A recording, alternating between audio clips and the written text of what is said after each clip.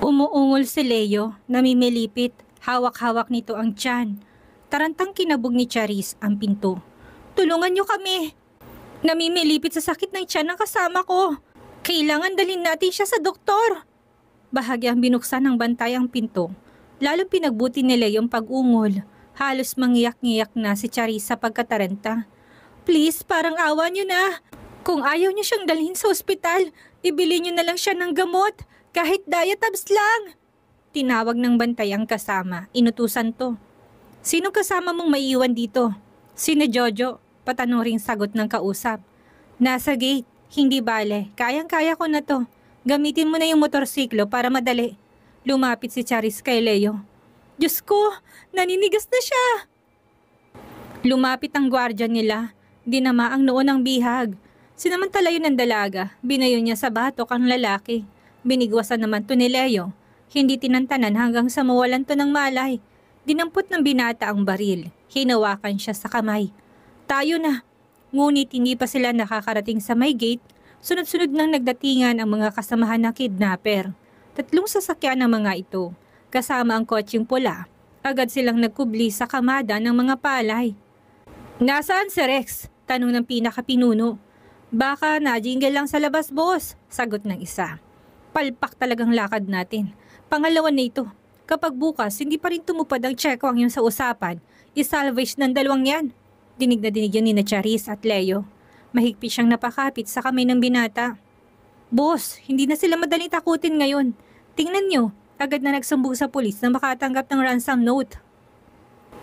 Akalain ko bang nuknukan ng kuripot ang Mrs. C na yon? Aba, kung makatawad, daig pang isdang bilas ang tinatawaran sa palengke. 2.5 milyon tatawaran ng 250,000? Nagkatinginan sila ni Leo. Nasa na bang gagong si Rex, pati si Danny? Sabay pa silang umalis. Silipin mo ang bihag. Utos sa isa. Boss, walang susi, sabi ng inutusan. Binilang ni Leo at Charis ang mga kidnappers. 10 ang dumating. 14 lahat ang mga ito. Kasamang 2 bantay sa gate. Yung bantay nila sa loob ng kwarto at yung bumili ng gamot. Hindi natin kaya ng harapan. Puro sila armado. Tayo na. Yaya ni Charis. Tsaka abutan tayo. Kukuha lang ako ng tiyempo. Kahit yung motorsiklo na ang maagaw natin. Anas ni Leo. Dumating ang pinabili ng gamot. Sir Rex, heto ng diatabs. Anak ng tokwa. Kaya naman pala boss, sinusumpong na naman. Tsak na sobrahan na naman si Rex sa paglamon ng pulutan. Tawanan na magkakasama. Hindi para kay Rex ang gamot, sa bihag. Namimilipit kanina sa sakit ng tiyan. Nawala ang ngiti ng magkakasama. Biglang nagtakbuhan patungo sa kinaroroonan ng mga bihag. Binaril ng isa ang susian. At nabuglawan ng mga ito si Rex sa loob na may busalang bibig. Nakatali ang mga kamay sa likod pati ang mga paa nito. Bugbog sarado to. Habulin sila! Tsak na hindi pa nakakalayong mga yon. Utos ng pinuno. Maghiwalay tayo. Mas madali natin silang malalansi. Ani Charis. Feeling hero naman si Leo. Hindi to pumayag. Diyan ka sa likod ko. Hinawakan ito ng mahigpit ang gatilyo ng baril. Matalas ang pakiramdam ni Charis. Bahagya siyang lumayo sa likod ng binata at inikutan ng kalaban.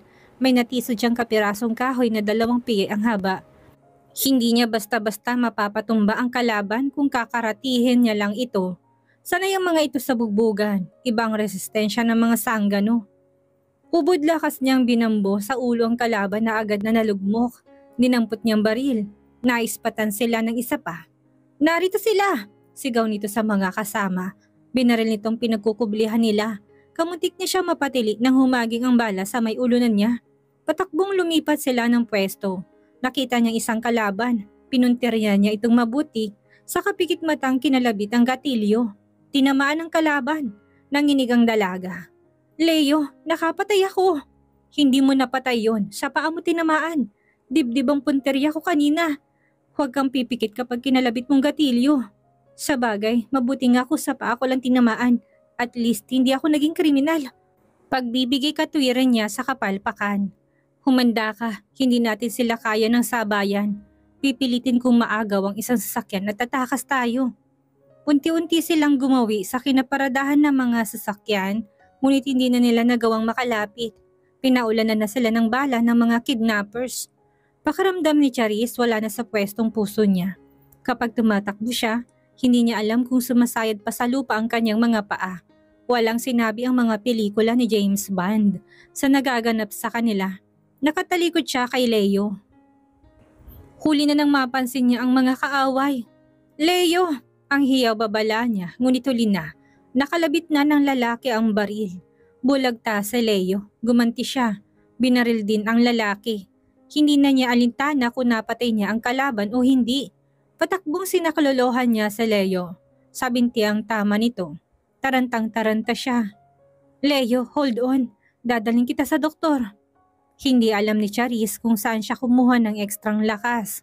Kung paano sila nakalapit sa kotse at naisakay doon ang binata. Iisa ang nasa isip niya. Kailangang mailigtas niya ito. Laking pasasalamat niya at nakasaksak doon ang susi. Mabilis niyang pinaandar ang sasakyan. Nagmaniobra siya. May nakaharang na kalaban sa daraanan niya. Tinodo niyang tapak sa silinyador. Humaginit ang sasakyan. Padive na lumihis ang kalaban at pinaulanan ng baril ang sasakyan. Wala nang takot sa kanyang puso. Iisang hangad niya. Ang madala si Leo sa ospital. Kahit ano pa man ang mangyari. Sarado ang gate na yari sa kahoy kaya hindi na siya nagdalawang isip na tugpain iyon. Hinabol sila ng mga kidnappers. Humahaging ang bala sa kanilang ulunan. Hindi niya magawang itaas ang ulo. Nabasag ang windshield ng tamaan ng bala. May naramdaman siyang mainit na tumutulo sa may pisngi pero hindi niya na yun inalintana. Manhid na ang kanyang pakiramdam. Wala na siyang takot. Pinaekes-ekes niyang sasakyan para hindi tamaan ng gulong. Tanaw na niya ang kabayanan. Yun na lang ang tangi nilang pag-asa ni Leo. May nakarinig sa putukan. Agad na nagresponde ang mga alagad ng batas. Tinamaan ang gulong ng kotse ni Charis. Sumabog. Sumadsad ang sasakyan sa tabi ng daan. Patakbong nagbabaan ng mga kidnappers. Nakatutok ang baril sa dalawang tumatakas na bihag. Parehong duguan ng mga ito. Pareho nang walang malay. Nang muling balikan ng ulirat si Charis ay nasa ospital na siya. Leo, napabalikwas siya ng bangon. May sumigid na kirot sa kanyang ulo. Muli siyang napahiga. Mabilis siyang nilapitan ng nurse. Baka kasama ho sa inyo ang biglang paggalaw. Nahipo niya ang ulo, parang ang bigat-bigat. May benda yon. Ano nangyari? Si Leo, aniya. May sugat ho kayo sa ulo, tinamaan ng bubog, sabi ng nurse. Yung kasama ko, ngunit hindi na niya narinig ang tugon ng nurse. May sumigid na nakabubulag na kirot sa kanyang ulo. Muli siyang pumikit. Nang muli siyang magmulat ng mga mata, nasa tabi na niya ang kanyang tiyo Pros at tiya Norming.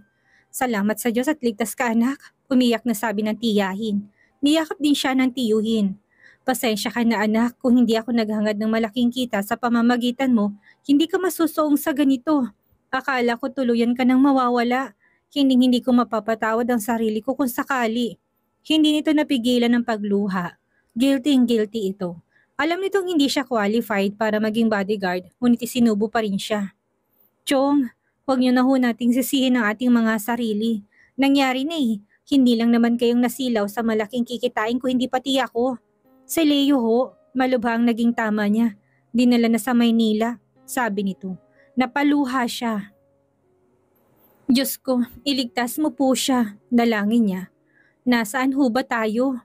Nandito ka sa City Hospital sa Cabanatuan City. Sagapan kay dinala ng mga kidnappers. Lumaban ng mga kidnappers sa mga pulis. Napatay silang lahat. Mabuti nga sa kanila. Naku Charis, dapat tayong magpamisa anak. Dahil ganyan lang ang tinamo mo. Hindi ka nabaril ng mga kidnappers, hindi tulad ni Leo. Lalo siyang na-guilty. Ayon sa doktor, maliban sa mga sugat sa ulo't mga braso dulot na sumabog na bubog, liban sa malaking bukol sa noon niyang tumama sa manibela, nang sumubsob ang sasakyan sa tabing daan ay wala siyang gaano naging pinsala. Samantalang si Leo, nag-aagaw buhay. Gusto niyang puntahan itong ngunit pinigilan siya ng mag-asawa. Huwag muna ngayon, ang sabi ng kanyang tiyo, nahulaan na niya. Galit sa kanya si Mrs. C. Ano ba ang sabi ni Mrs. C? Nag-histerya nang malamang may tama ang anak, lalo na't sinisi siya ng asawa kung bakit tumawad pa ito sa hinihinging ransom. Si Mrs. Reading kasi ang nagsumbong sa mga pulis. Gusto kasi ni Sir ibigay ng hinihingi, palayain lang kayo. Pero matigas si Mrs. C. Nagpadala sa sulsul ng mga kaibigan na hindi dapat nagbabaw agad sa utos ng mga kidnappers. Kaya hayon, sising-sisi. At tsak sinisisi niya rin ako sa nangyari. Aniya, huwag mo nang isipin yon. Paglabas mo dito, ihahatid na muna kita kina tatay. Doon ka na muna magpapagaling ng gusto. Yung mga gamit mo kina Mrs. C, ako na mag-uuwi. Hindi kinontra ng tiyuhin ng sinabi niya. Kilala nila si Mrs. C. Mahilig tong manisi ng kapwa. Wala siyang ibang magagawa kung hindi ang idalangin ang kaligtasan ni Leo.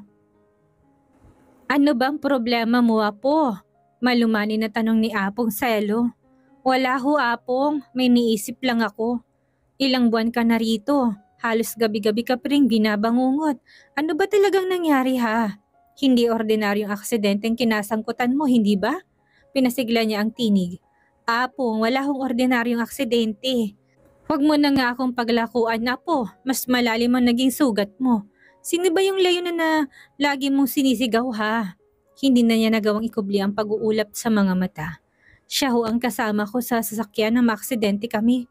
Anong nangyari sa kanya? Hindi ko ho alam, Apong. Sabi ni Tio Pros, dinala na raw sa Amerika para doon ipagamot. Ipagnobena mo na lang ang kanyang paggaling, Apo. Yun lang naman ang tangi mong maitutulong, lalo na't malayong-malayo na siya sa'yo. Malungkot siyang napatango.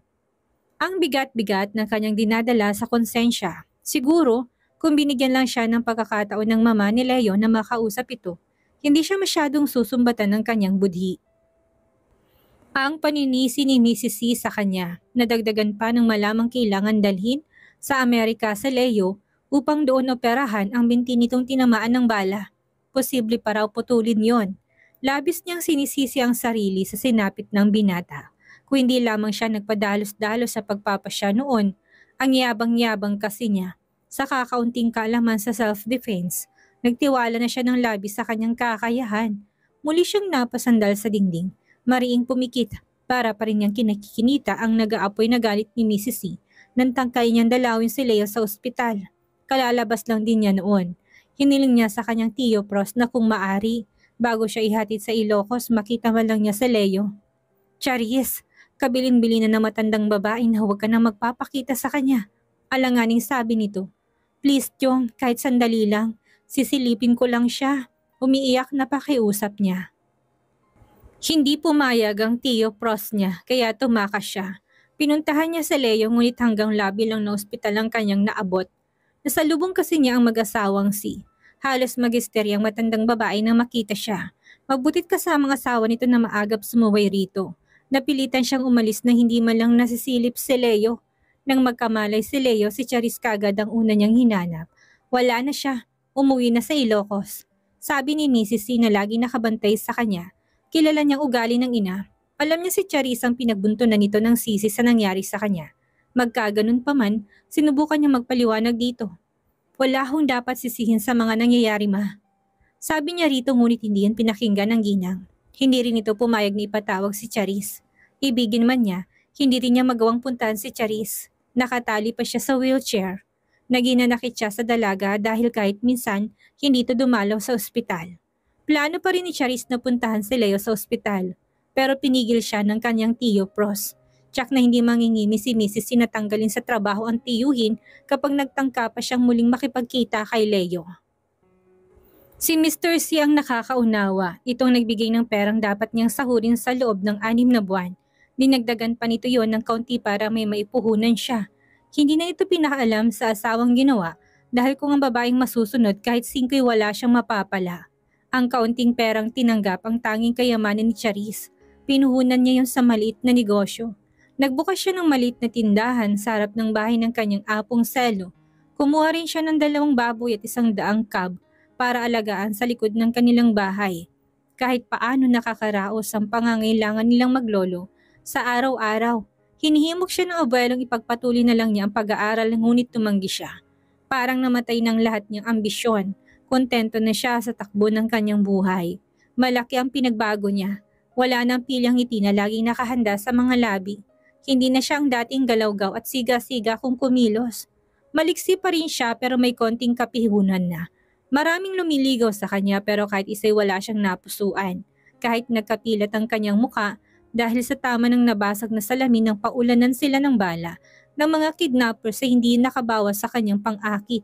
Bagkus lalo'y nakadagdag sa kanyang pagiging misteryosa. Ni minsan, hindi niya nagawang ikwentong totoong nangyari. Maging ang tiyuhin, hindi alam ang takot na taglay niya. Sa unang tingin okay na siya. Lagi siyang may nakalaang ngiti sa mga bumabati sa kanya. Ngunit kung titingnan mabuti, hindi nakakarating sa mga mata ang kanyang ngiti. Naroon pa rin ang tagong lungkot. Mahigit 1 taon na nakakaraan ngunit hindi pa rin niya magawang limutin. Madalas ay ginigising pa rin siya ng kanyang lolo dahil sa mulit-muling pagragasa ng mga bangungot. Nalaman niya mula kay Tio Pros na magaling na si Leo. Nakakalakad niya ito ng normal, hindi tulad noon na kailangan pa nitong gumamit ng saklay. Nakahinga siya ng maluwag. Ngayong alam niya nagbalik na sa normal ang kalusugan ni Leo, nabawasan na rin ng konting kanyang dalahin sa konsensya. Nagdesisyon raw si Leo na sa Amerika na lang manirahan. Nagbabalak na rin daw na sumunod doon ang mga magulang nito. Dahil matagal na rin naglilingkod sa mga CCTV pros, nilipat na lang ito bilang security guard sa isa sa mga kumpanya ng mag-asawa. Marahang ipinahid ni Charis sa laylayan ng t-shirt ang luhang mabilis na nagunahan sa kanyang pisngi. Kahit kailan, hindi niya hinangad nilagay sa panganibang buhay ni Leo. Dahil mahal niya to. Si Leo ang kauna-unahang lalaki nagpatibok sa kanyang puso. At alam niyang sa puso niya, ito rin ang huli. 1 taon ng pagtatangkang makalimot. 1 taon na rin ang pagkabigo. Dahil hangal ang kanyang puso, ayaw lumimot. Nakakabagot ang buhay sa probinsya. Mabagal, parang umuusad na karitela. Lalo siyang hindi makakalimot kung marami siyang panahon para mag-isip. Kailangan niya ng panibagong kapaligiran. Parang sagot sa kanyang panalangin dumating ang kapatid ng isa nilang kapitbahay. Nagre-recruit ito ng domestic helper para sa Singapore. Hindi na siya nagdalawang isip. Agad siyang nag-apply. Wala pang 1 buwan nakaalis siya ng bansa. Tourist ang papel niya pero may pangakong agency na pagdating nila sa Singapore, mapapalitan niya ng working visa. Malakas pa rin ang loob niya. Wala siyang alinlangan kahit turista siyang papasok. Buo ng loob niya na kayang-kaya niyang susuungan. Sa mga kasabayang pinalipad ng agency, siya ang pinalad na makuha ng mag-asawang Amerikano, kilalang mga puti sa pagiging patas sa mga empleyado. Tuloy, marami nainggit sa naging kapalaran niya. May isang anak ang mag-asawa, mahigit 1 taon pa lang. Ito ang naging libangan niya sa buong maghapon, kaya hindi siya naiinip. Ngunit pagkaraan ng 6 na buwan, kailangang bumalik ng mag-asawa sa mother company ng mga ito sa Amerika. Inalok siya ng mga ito na sumama na lamang doon. Meron ka pa namang 2 buwan para pag-isipan, sabi ni Mr. Smith sa wikang Ingles. Bakit nga ba hindi ko makakarating ako sa Amerika? Baka sakali magkita kami ni Leo. Hindi ko rin lang siya malimot, maano ba namang siya nang hanapin ko roon? Noon din tumawag siya ng long distance sa kanyang Tio Pros. Sa pinapasukan nitong opisina, pinakuhang telephone number ni na Leo sa Amerika. Charis, nananahimik ka na. Nananahimik na rin yung tao. Bakit pa? Tanong nitong tila kinakabahan sa pinaplano niya. Chong, sinasama ko ng amo ko sa Amerika. Kung sakaling matuloy ako, makakausap ko man lang si Leo sa telepono. Makamusta ko man lang siya, pagdadahilan niya. Malaki ang pinagbago ng itsura at ugali ni Leo. Kung noon ay napakadali niyang umiti, ngayon ay parang napakamahal ang ngiti niya. Lagi siyang nakakunot noo na tila ba lagi may masakit sa kanya. Wala nang dating makinis na mukha. Nagpatubo na siya ng balbas at bigote. Ang dating matipon ng pangangatawan ay naging payat. Matagal siya sa pagamutan. Nung una, buong akala nila puputulin ng kanang paa niyang tinamaan ng bala. Salamat sa makabagong siyensya. Nagawang isalba ng mga doktor ang kanyang kanang paa. Hindi na nga siya gumagamit ng saklay sa paglalakad, ngunit kapag natatagalan siya sa pagkakatayo o kapag napagod siya, kumikirot pa rin yon. Noong nasa ospital siya, halos hindi niya na kayang gamutin ng anumang pampamanhid ang kirot na nararamdaman niya. Wala na siyang hinihiling noon kung hindi kunin na lang sana siya ng nasa itaas. Hanggang ngayon, madalas pa rin siyang hindi makatulog sa gabi, lalo na kapag kumikirot ang binti. Wala sa loob na hinihimas-himas niya yon. Naging gawin na yata niya yon, lalo na kapag nag-iisip siya. Minsan hindi nawaglit sa isip niya si Charis. Naroon pa rin ang labis sa sama ng loob at tinanakit niya sa dalaga. Alam niya na wala itong masyadong naging pinsala. He was glad for that. Ang labis na sinasama niya ng loob pagkatapos ng pangyayari. Hindi man lang siya nito pinagkabalahang puntahan. Noong nasa St. Luke's pa lang siya, kapag nagdideliryo na siya sa labis na kirot, tinatawag niyang dalaga. Ngayon siya nagpapasalamat at hindi siya pinuntahan nito. Ayaw niyang makita siya ng dalaga sa ganong kalagayan. Ayaw niyang kaawaan siya nito. Wala na siyang balita tungkol kay Charis. Kung gugustuhin niya, madali lang yon. Alam niya kung paano makontak si Pros. Ngunit hindi niya yan ginawa. Mas minabuti niyang kalimutan na lang ang lahat at magsimulang muli. Nang gumaling siya sa halip na umuwi sa Pilipinas, ipinasya niyang sa Amerika na lang tuluyang manirahan. Nagtayo siya ng sariling negosyo. Maraming Filipino at Chinese sa California na sabik sa produkto mula sa bansang pinanggalingan. Bagamat marami na rin tindahang nagtitinda ng mga Oriental products, hindi siya nag-atubiling magtayo ng isa pa. Sa tulong ng tamang advertisement, naging malakas ang negosyo niya. Sumosyo ang ibang kaibigan at kamag-anak niya. Hindi naman niya yan tinanggihan. Mabilis ang naging pag-unlad ng tindahang pinangalan ng Oriental Stuff. Yun ang kanyang naging kanlungan sa tindahan na halos siya nakatira. Hindi naman problema ang kanilang stocks. Si Mr. C ang nagpapadala ng mga stocks nila sa tindahan. Binuhos na lang niya ang panahon sa pagmamanage nun. Hindi niya alam kung totoong pagkakataon o hindi. Nagkita sila ni Lee sa tindahan niya. Lee? Tawag niya. Mangha si Lee, hindi na ito halos nakilalang dating kasintahan. Patakbutong yumakap sa kanya at kahit maraming tao ay pinaghahalikan siya nito. Oh God, Leo, I can't believe this. Nakita rin tayo, maluhaluhang sabi nito. Pinagtitinginan na sila ng mga tao kaya niyaya niya ang dating nobya sa loob ng opisina niya. Kamusta ka na? Tanong niya. Matapos tong paupuin at alukin ng merienda. Aren't you glad to see me? Mahinampong tanong nito, tila ramdam ang malamig na pagtanggap niya. Gumiti siya pero hindi nakarating sa kanyang mga mata. Ganun naman ang ngiti niya, walang buhay. Of course I am. Ang tagal din nating hindi nagkita, Leo. Mali ako, inaamin ko, hindi kita pinaglaban noon pero ngayon handa na ako. Kung tatanggapin mo pa ako, makikipagdebosyo ako kay Vincent. Wala naman kaming anak kaya walang problema. Paano kung ako naman ang hindi na malaya, Lee? Matabang niyang tanong, nabigla to. You mean, mali ang impormasyon sa akin. May asawa ka na? Nanatili nakatingin lang siya rito. Tuluyan na itong sumubsob sa mesa at umiyak. God, Leo, all these years. Wala na akong ibang pinangarap kung hindi makasama tayong muli. Ang hinawakan niya ito sa balikat. Lee, huli ng lahat. Pinili mo si Vincent noon. Pangatawanan mo na. Leo, hindi kasi kita kayang limutin. Dahil sa'yo kaya ayaw ko magkaanak kami ni Vincent. Umaasa pa rin ako na balang araw ay tayo pa rin. I'm sorry, Lee. Marami ng pinagbago ang panahon. Napatitig to sa kanya. Matatag siyang sinalubong ang mga mata nito. Don't you love me anymore? Nakikiusap na tanong nito. Sikapin mo na lang na mahalin ang asawa mo. Payo niya. I wish I could. Anit at malungkot na nitong tinungo ang pinto. Sinundan na lang ito ng tingin ng binata, saka muling hinarap ang mga nakatambak na trabaho sa kanyang mesa. Ngunit kahit gaano siya kaabala sa trabaho, madalas pa rin siyang makadama ng kalungkutan, ng pagkabagot. Nasa kalagitnaan pa lang ang party, masaya, maingay, ngunit nagsisimula na namang mabagot si Leo. Kung siya lang ang masusunod, hindi na siya dadalo sa mga ganitong pagtitipon. Hindi nga lang niya matanggihan ang pinsang si Joy. Alam naman niya ang purpose ni Joy kaya siya inimbitahan para ipakilala siya sa mga kaibigan nitong babae. Lately, magmula nang ganap siyang makarecover, parang naging hamon sa pinsang makakita to ng babaeng muling magpapatibok sa kanyang puso. So far, hindi pa to nagtatagumpay. Sinaid niyang alak sa kanyang baso. Naghihintay lang siya ng tiyempo at tatalilis na siya. Napadakon tingin niya sa kabilang panig ng sala kung saan dinadaos ang party. Naka-side view ang babae. Ngunit hindi siya maring magkamali. Si Charis, si Sir, sumasalang tibok ng kanyang puso. Kahit lalaki na lamig ang kanyang mga kamay. Tamang papalapit si Joy sa kinaroonan niya. Sinundan nito ng tingin ng direksyon ng tingin niya. Napangiti ito. Do you know her? Tanong nito. Bago pa siya nakahuma, kinawayan na ni Joy ang babae na tamang lumingon sa kanila. Kinawit na siya nito sa braso at giniya patungo sa kinaroroonan ng babae. Ganun na lang pagkadismaya ni Leo na humarap ang babae. Hindi pala si Charis, kahawig lang. Hindi naman siya makapaghalata kay Joy kaya kinausap na rin niya ito. Hamak na mas maganda si Ellen kaysa kay Charis, ngunit malaki ang pagkakahawig ng dalawa. Medyo galaw-gaw din ito kung kumilos. Matunog din kung tumawa. Malaki rin ang physical resemblance ng mga to. Parehong tuwid at itim na itim ang buhok. Pareho pa ng style, hanggang balikat at may hati pa sa gitna. Hindi niya namalayan, libang na siya sa pakipag-usap sa dalaga. Natapos ang party nang hindi sila naghihiwalay. Silang kahuli-hulihang umalis ng bahay ni Joy. Labis ang kasiyahan ni Joy nang mabalita ang pagkaraan ng 2 linggo, nagli-live-in na ang dalawa.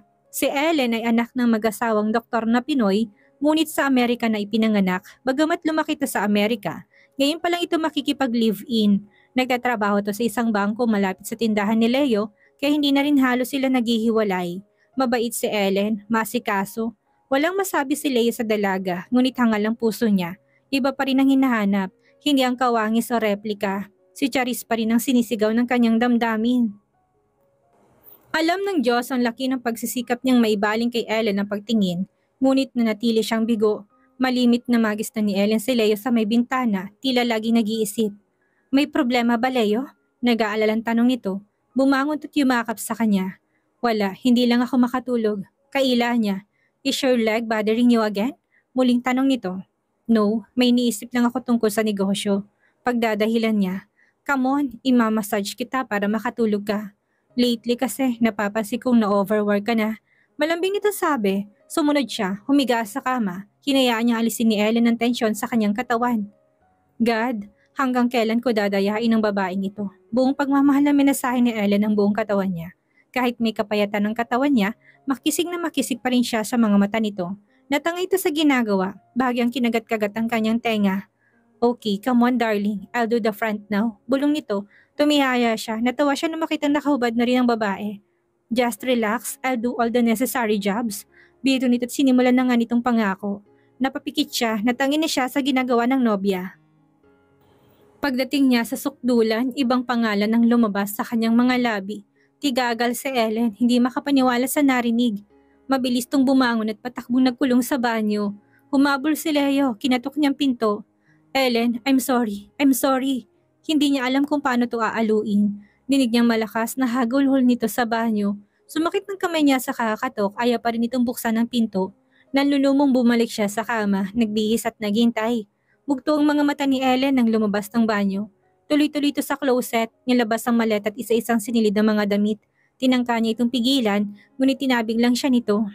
Ellen, please, mag-usap na muna tayo, samo niya. Sumalampak to sa harap ng closet at muling umiyak. God, Leo, anong ginawa ko't kininito mo ko? Minahal kita, damit. Pero ako, ginagamit mo lang pala akong panakip butas. Tumayo at sinugod siya. Damyo, Leo, simula't simula, niloko mo lang ako. Whenever we made love, ang babae yun ang nasa isip mo. Sipa, kalmot at sampal ang binigay nito sa kanya. Hindi man lang siya nagtangkang umilag. He deserved it. Totoo ang akusasyon ni Ellen. Sa loob ng 2 buwan na pagsasama nila, si Charis pa rin ang nasa puso niya. Ayaw niyang habang buhay na dayain ang sarili at ang nobya. Ellen, I'm sorry. Hindi na rin niya ito pinigilan na mag-al sa balutan ito ng gabing iyon. Alam niya hindi na ito papipigil. Ano bang nangyari? Nag-aalalang tanong kaagad ni Joy nang sagutin nila yung telepono. Hindi ba niya naikwento? Matamlay na sagot ng binata. Hindi ko nga makausap ng matino, iyak ng iyak. Joy, ihingi mo na lang ako ng tawad sa kanya. I really tried pero hindi na rin niya nagawang ituloy ang sasabihin. Ibinaba na niya ang telepono. Pagkatapos ni Ellen, may ilang pang babaeng umalis at dumating sa buhay ni Leo pero hindi na niya kayang dayain ang sarili na natiling hungkag ang damdamin niya. Walang nangyari sa pakipagrelasyon niya sa iba hanggang sa makabuo siya ng pasya.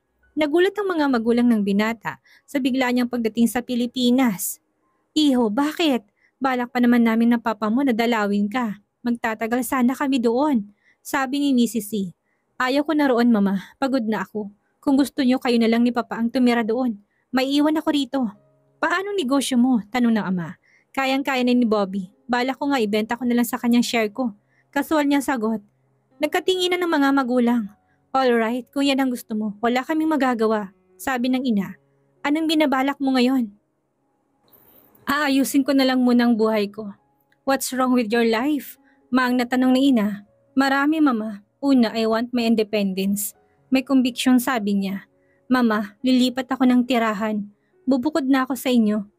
Kasalukuyang taglamig na dumating sa Amerika si Charis. Kahit naninigas ang kanyang mga panga, lumabas siya.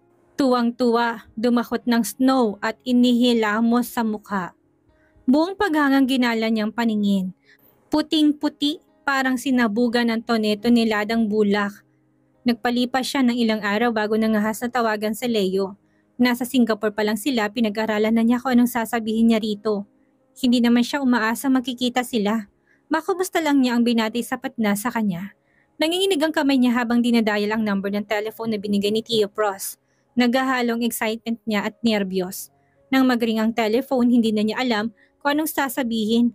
Lumipad na lahat nang walang sumagot sa kabilang linya. Hindi niya malaman kung malulungkot siya o makakahinga ng maluwag. Muli niyang narepaso sa isip ang mga sasabihin kay Leo. Determinado siyang makausap ang binata. Ang layo-layo ng pinanggalingan niya, sayang naman kung ngayon pa siya maduduwag. 4 na beses niya sinubukang kontakin ito ng araw na yon, ngunit nanatili siyang bigo. Tulad din ng mga sumunod na araw, nangangati na naman ang kanyang balat, may taglamig siya. Kinuha niyang lotion at naglagay sa braso, tiyan at binti. Kung bakit kasi kapag nalalamigan siya, pinapantal ang buo niyang katawan. Napakasarap pa namang kamutin. Hindi siya nawalan ng pag-asa. Siguro'y pinuntahan lang si Leo. Nagpalipas ulit siya ng 1 linggo. Saka muling tumawag, ganun na lang ang panlulumo niya na hindi na mag-ring ang telephone operator ang sumagot. The number you have dialed is not yet in service. Putol ang linya, ibig niyang maglupasay ng iyak. Hindi na siya nagagandahan sa kanyang paligid.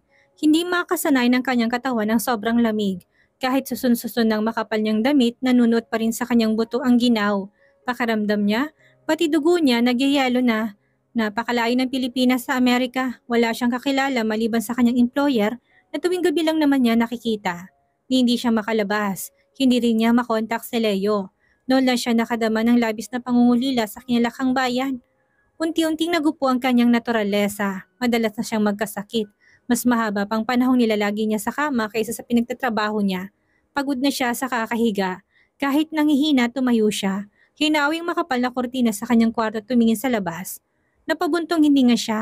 Ang snow na pinapangarap niyang mahawakan noon kapag nakikita niya sa postcard. Maganda nga lang palang tingnan.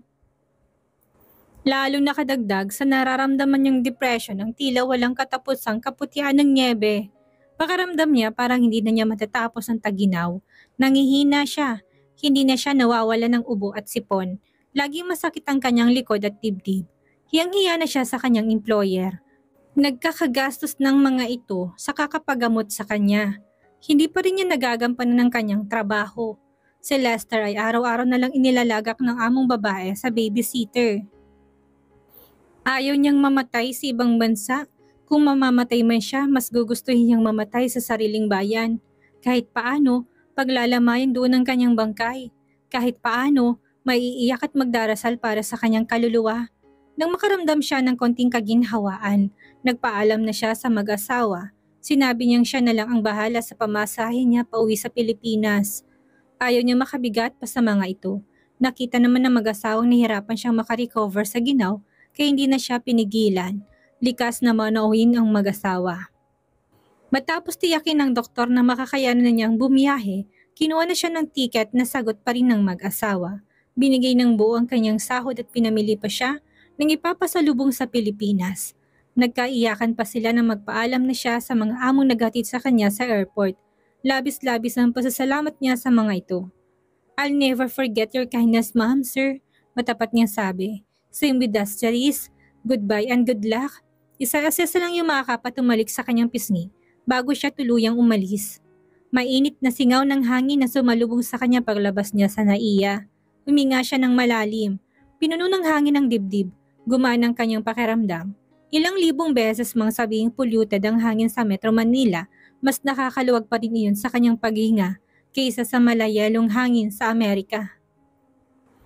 Maganda ang Amerika, walang pasubali yon. Pero wala nang gaganda pa sa sariling bayan.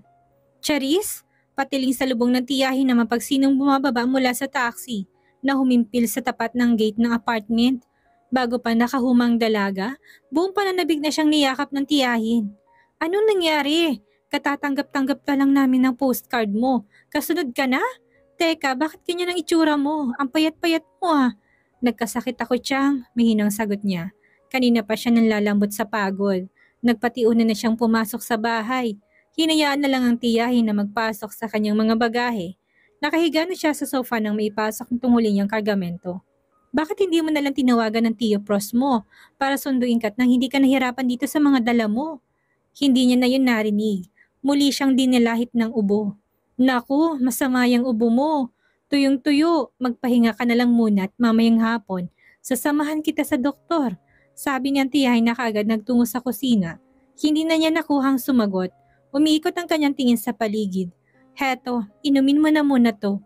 Nabitawan ng tiyahin ang daladalang baso ng kalamansi juice nang makitang maputlang maputla na siya. Tarantang sinilat nitong note leg niya. Inaapoy siya ng lagnat. Agad siya nitong isinugod sa pinakamalapit na ospital. Nagdidiliryo si Charis sa taas ng lagnat, nangangalikig na siya sa ginaw. Pilit na hinawi ng dalawa niyang kamay ang tumabon sa kanyang niebe. Masaya lang niya pinapanood ang gabundok na snow nang bigla niyang gumuho. Hindi na siya nakatakbo. Natabunan siya ng tonelalang snow sa kinatatayuan. Survival instinct, pilit siyang kumawala. Nakahinga siya ng mailitaw sa ere ang dalawang kamay. Kasunod ng kanyang ulo, tumayo siya. Nalilibing na siya sa snow hanggang dibdib na niya yon. Hindi pa rin siya makakilos. Hindi niya maihakbang ang mga paa. Ang ginaw! Nang may matanawan siyang tao, medyo malayo pa sa kanya pero pamilyar sa kanya ang bulto nito. Si Leo. Nakapag-asa siya, humiyaw siya, tinawag si Leo. Buong lakas. Leo! Leo! Hingi niya na saklolo. Parang narinig siya ng tinawag ngunit sadyang malayo pa to sa kinalalagyan niya. Muli niya itong tinawag. Paulit-ulit, pinilit niyang kumilos.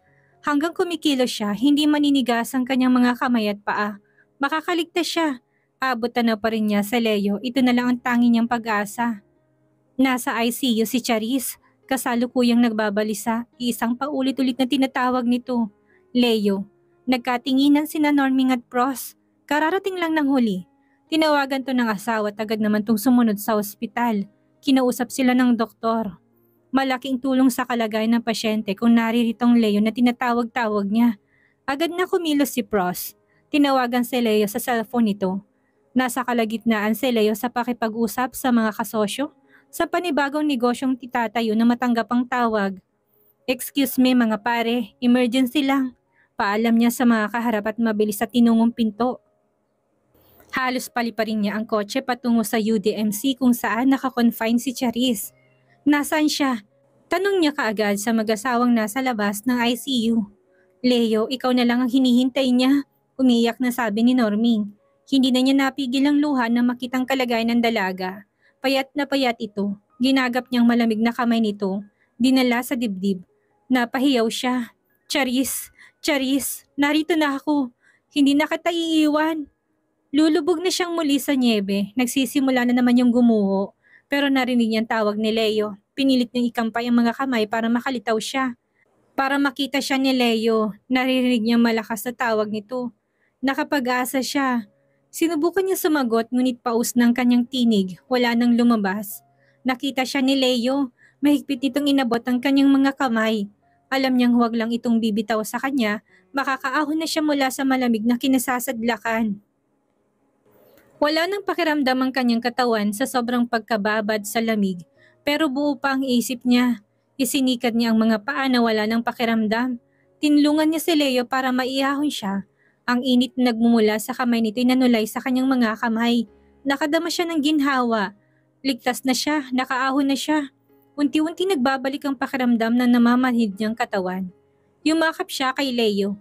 Mahigpit, pilit umaamot ng init sa katawan nito. Nakadama siya ng ginhawa. Masakit, parang tinutusok ng 1,000 karayom ang kanyang balat. Pero kaya niya yon. Ang mahalaga, ligtas na siya ngayon. Narito na si Leo sa kanyang tabi. Unti-unti siyang iginupo ng pagod at antok pero hindi na siya natatakot. Nangako si Leo hindi nito aalis sa tabi niya. Buong akala ni Leo hindi na maliligtasan ni Charis ang krisis. Noon lang siya nagdasal ng taimtim sa Diyos. Iisang hinihiling niya, ang kaligtasan ng babaeng pinakaiibig. Nang manginig ulit sa ginaw ang dalaga, mahigpit niya itong niyakap. Pilit na sinasalin ditong init ng kanyang katawan, panay ang bulong niya sa tenga ng may sakit. Nakikiusap. Charis, please, huwag kang bibitiw. Nandito na ako. Hindi kita iiwan. Paulit-ulit niyang pangako, hindi rin lumalayo ang nurse at doktor na tumitingin sa kalagayan ng pasyente. Sakalang nakahinga ang lahat ng payapa nang makatulog ang may sakit. Ligtas na siya sa krisis, sabi ng doktor. Naluluhang nagpasalamat si Leo sa Diyos. Hindi na siya umalis sa kinaupuan sa tabi ng kama ng pasyente. Gusto niya pagmulat ito ng mga mata, siya ang una nitong magigisnan. Hawak-hawak pa rin ang kamay ng dalaga, napadukduk sa gilid ng kama sa sobrang antok. Leo, mahinang tawag ng may sakit. Agad naman siyang nagising. Salamat Leo, narito ka. Gumitiw ang luha sa mga mata nito. Buong pagmamahal na pinahid niya yon. I love you, Charis. Hinding-hindi na kita iiwan. Dinala niya sa mga labi ang kamay nito, hinagkan. Inabot ng 2 linggo sa ospital si Charis. Hindi halos umaalis si Leo sa kanyang tabi. Ito ang buong tiyagang nag-alaga sa kanya. Si Lola Celo, bibihirang mapasakay sa bus. Kung hindi lamang nito nabalita ang nasa ospital siya, hindi pa ito maluluwas sa Maynila. Napaiyak ang matanda nang makita siya. Apo, sinabi ko na kasi sa'yo, hindi makukuha sa paglayo ang paglimot. Ngumiti siya, niyakap niyang abuelo.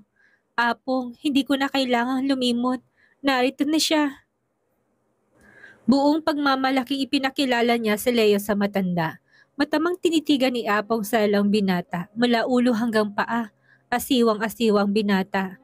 Binata, tsakin mo lang na hindi mo paluluhain ang aking apo. Mahal na mahal ka niya. Pakamahalin mo rin sana siya. Nakapormal na sabi ng matanda. Makakaasa po kayo, Lolo. Pangako ni Leo. Paglabas na paglabas niya rito, magpapakasal na kami. Approve! Masayang sabi ng matanda at nakipag-appear kay Leo. Napuno ng halakhakan ang silid. Dito na po nagtatapos ang kwentong pag-ibig ni Charis at Leo. Maraming salamat po sa lahat na sumuporta at sumubaybay. Muli magkita-kita po tayo sa susunod pa nating mga istorya.